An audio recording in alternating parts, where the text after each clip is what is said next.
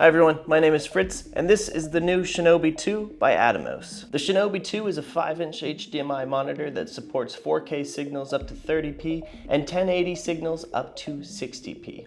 I've been able to play with this monitor for the past few days, and I brought it along on a personal shoot as well as a commercial shoot in a few different environments and lighting conditions to see how it would stack up. And let's just get into some of the new features that this has to offer.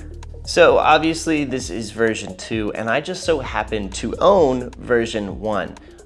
If you also own version 1, you're going to see some similarities, but there are some key differences, so we're going to jump into that first. The first major difference that we're going to get into is actually in the physicality of the monitor. The version 2 is much thinner than its predecessor.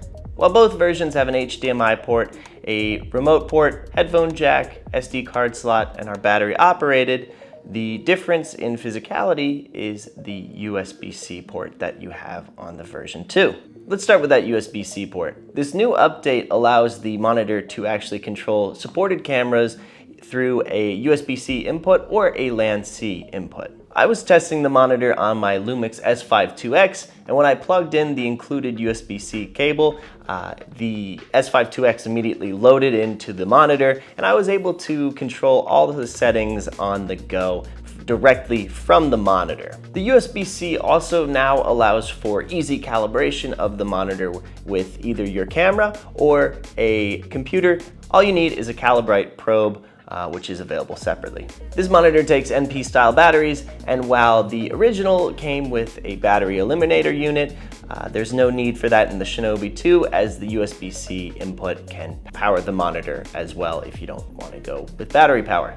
Included in the box is a locking cable adapter to make sure your HDMI cord stays in place. The final difference between the two monitors is in regards to brightness.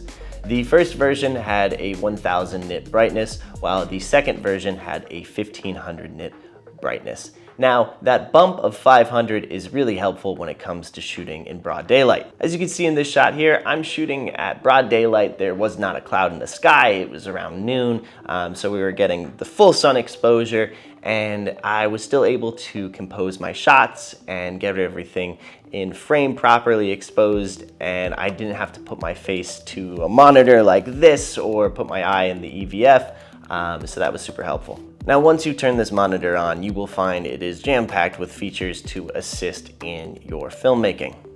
You have your zoom function, your false color, an analyst mode, histogram, zebra, scopes, focus assist, aspect ratio, grid lines, anamorphic D-squeeze, and those are all adjustable within the settings.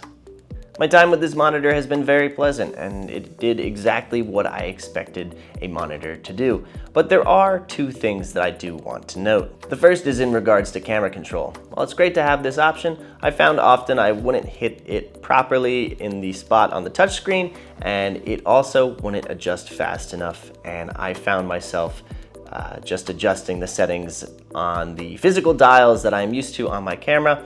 But like I said, this is a minor thing, and it is nice to have that option available. The second item of note that I noticed was a slight delay between the camera and the monitor.